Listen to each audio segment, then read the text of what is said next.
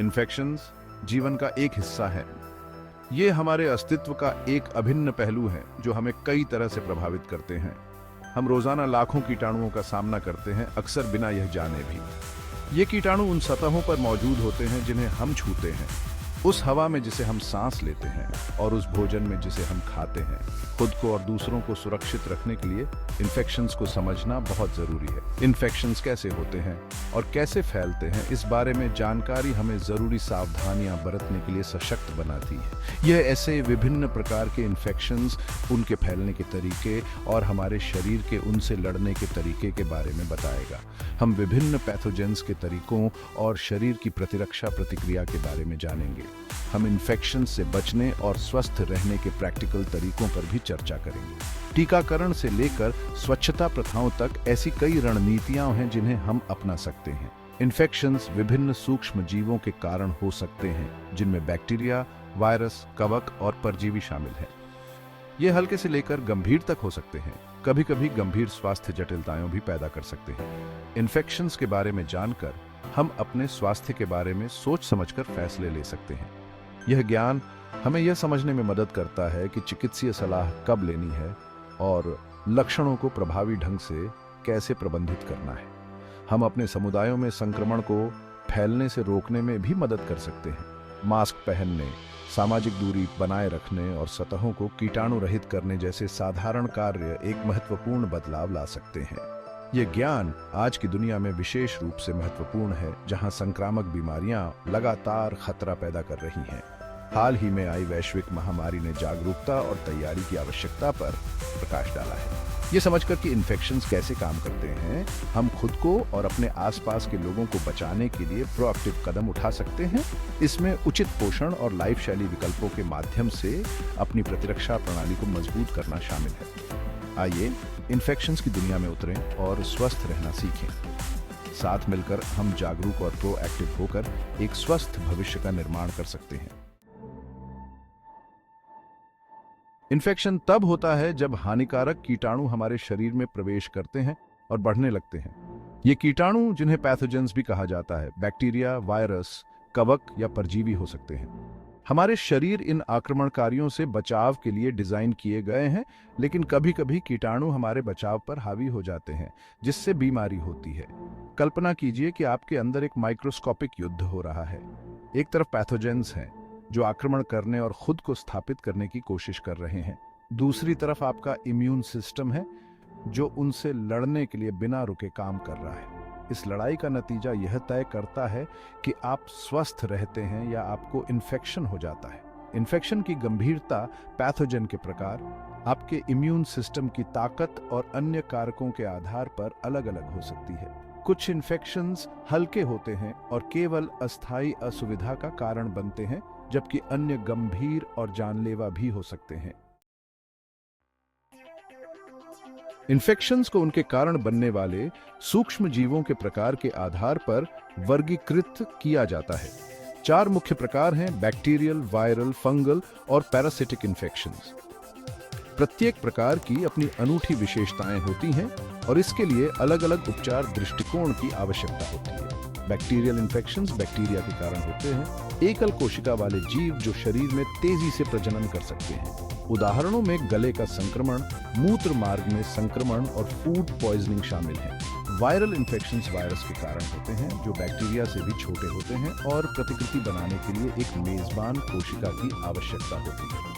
उदाहरणों में common cold, flu और कोविड-19 शामिल हैं। फंगल इन्फेक्शंस कवक के कारण होते हैं जो जीव गर्म, नम वातावरण में पनपते हैं। उदाहरणों में एथलीट्स फुट, यीस्ट इन्फेक्शंस और दाद शामिल हैं। पैरासिटिक इन्फेक्शंस परजीवियों के कारण होते हैं जो जीव मेजबान में या उसके ऊपर रहते हैं और उससे पोषक तत्व प्राप्त करते हैं। उदाहरणों में मलेरिया, जार्डियासिस और टेपवर्म संक्रमण शामिल हैं।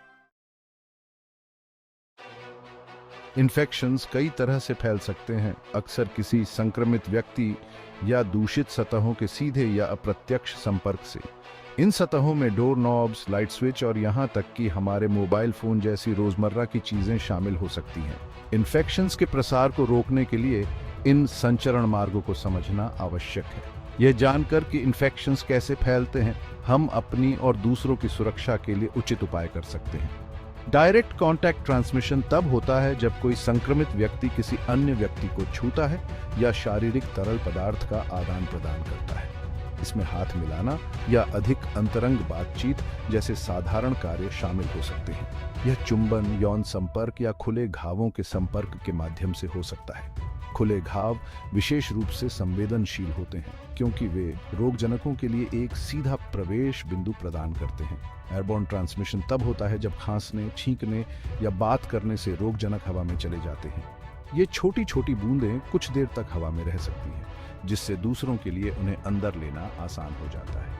ये रोगजनक फिर दूसरों द्वारा सांस के साथ अंदर लिए जा सकते हैं, खासकर निकटता में। सार्वजनिक परिवहन, कार्यालयों और स्कूलों जैसी भीड़-भाड़ वाली जगहें हवाई संचरण के सामान्य हॉटस्पॉट हैं। दूषित सतहें रोगजनकों को भी शरण दे सकती हैं, जो हमारे शरीर में तब स्थानांतरित हो सकती हैं जब हम इन सतहों को छूते हैं और फिर अपनी आंखों, नाक या मुंह को छूते हैं। सतहों की नियमित सफाई और कीटाणुशोधन से इस जोखिम को कम करने में मदद मिल सकती है। फूडबॉर्न और वाटरबॉर्न ट्रांसमिशन तब होता है जब हम रोगजनकों से दूषित भोजन या पानी का सेवन करते हैं। इससे फूड पॉइजनिंग और जलजनित बीमारियां जैसी बीमारियां फैल सकती हैं। यह अनुचित हैंडलिंग, खाना पकाने या स्वच्छता प्रथाओं के कारण हो सकता है। ऐसे संचरण को रोकने के लिए रसोई में उचित भोजन भंडारण और स्वच्छता सुनिश्चित करना महत्वपूर्ण है। वेक्टर बॉर्न ट्रांसमिशन तब होता है जब मच्छर, टिक या पिस्सू जैसे कीड़े काटने से मनुष्यों में रोगजनकों का संचार करते हैं। ये वेक्टर मलेरिया, लाइम रोग और प्लेग जैसी बीमारियों को ले जा सकते हैं, जिससे कीड़े के काटने से बचाव के उपाय करना महत्वपूर्ण हो जाता है। सेक्शन 5, हमारे शरीर का रक्षा कवच, the immune system. Immune system हमारे शरीर में सबसे महत्वपूर्ण और जटिल प्रणालियों में से एक है, जो हमें स्वस्थ रखने के लिए अथक प्रयास करता है। हमारा इम्यून सिस्टम कोशिकाओं, ऊतकों और अंगों का एक जटिल नेटवर्क है, जो हमारे शरीर को इन्फेक्शन से बचाने के लिए मिलकर काम करता है। इसमें व्हाइट ब्लड सेल्स, एंटीबॉडीज और अन्य विशेष कोशिकाएं जैसे विभिन्न घटक शामिल हैं। यह एक उल्लेखनीय प्रणाली है जो लगातार आक्रमणकारियों के लिए गश्त करती है और उन्हें बेअसर करने के लिए लक्षित हमले करती है। इससे पहले कि वे नुकसान पहुंचा सकें, संभावित खतरों की पहचान करने और उन्हें खत्म करने में यह गश्त महत्वपूर्ण है। जब कोई पैथोजन शरीर में प्रवेश करता है तो इम्यून सिस्टम इसे विदेशी के रूप में पहचानता है और कई प्रतिक्रियाओं को ट्रिगर करता है। हमारी रक्षा के लिए डिजाइन की गई एक जटिल प्रक्रिया में यह पहचान पहला कदम है। White blood cells immune system के योद्धा इन्फेक्शन की जगह पर भेजे जाते हैं।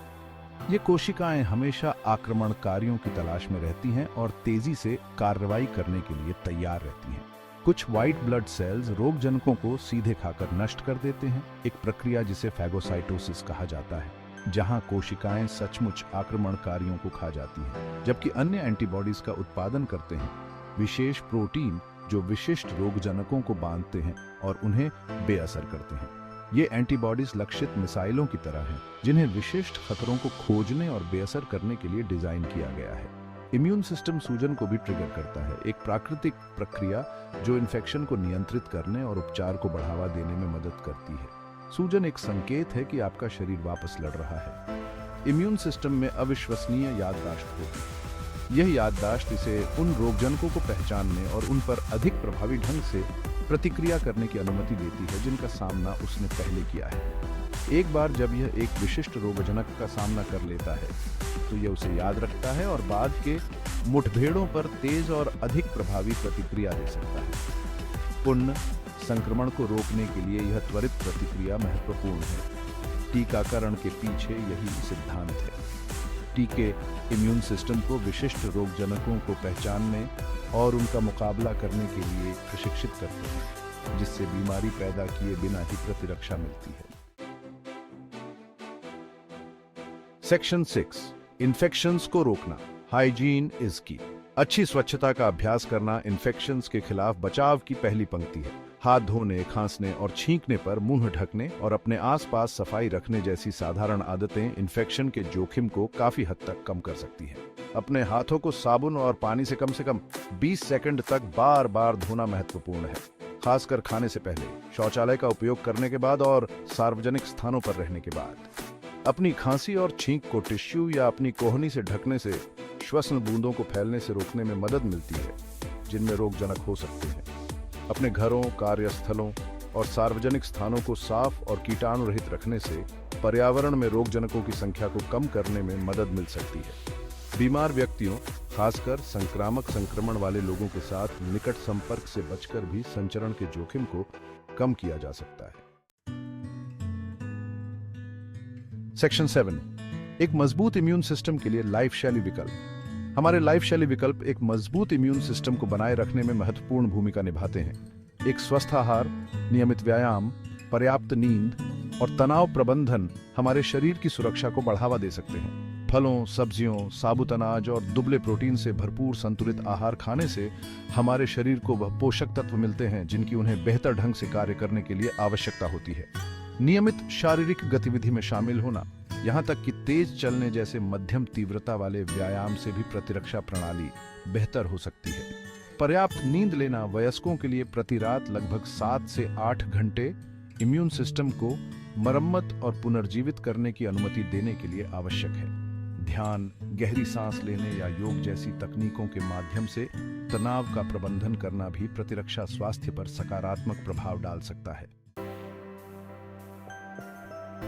सेक्शन 8, टीकाकरण की भूमिका। संक्रामक बीमारियों को रोकने के लिए टीकाकरण सबसे प्रभावी तरीकों में से एक है।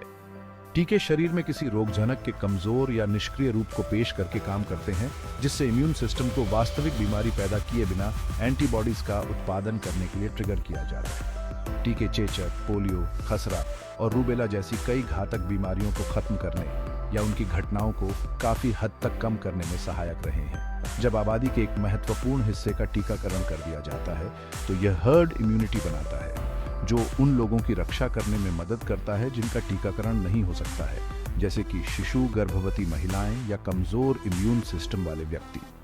जनता के लिए उपलब्ध कराए जाने से पहले टीके कठोर परीक्षण और सुरक्षा प्रोटोकॉल से गुजरते हैं। टीकाकरण के लाभ इसके जोखिमों से कहीं अधिक हैं। सेक्शन 9, इन्फेक्शंस को समझना हमारा सबसे अच्छा बचाव। इन्फेक्शंस हमारी दुनिया में निरंतर उपस्थित हैं, लेकिन यह समझकर कि वे कैसे काम करते हैं, हम खुद को और दूसरों की रक्षा के लिए प्रोएक्टिव कदम उठा सकते हैं। अच्छी स्वच्छता का अभ्यास करके, लाइफ शैली के स्वस्थ विकल्प बनाकर और टीकाकरण पर अद्यतित रहकर हम इन्फेक्शन के अपने जोखिम को काफी हद तक कम कर सकते हैं। याद रखें कि ज्ञान ही शक्ति है। इन्फेक्शंस के बारे में जानकारी रखने से हम अपने स्वास्थ्य के बारे में सोच समझकर फैसले ले सकते हैं और एक स्वस्थ दुनिया में योगदान कर सकते हैं। आइए इन्फेक्शंस के प्रसार को रोकने के लिए सीखना, अनुकूलन करना और मिलकर काम करना जारी रखें। अपना और एक दूसरे का ख्याल रखकर हम सभी के लिए एक स्वस्थ भविष्य बना सकते हैं।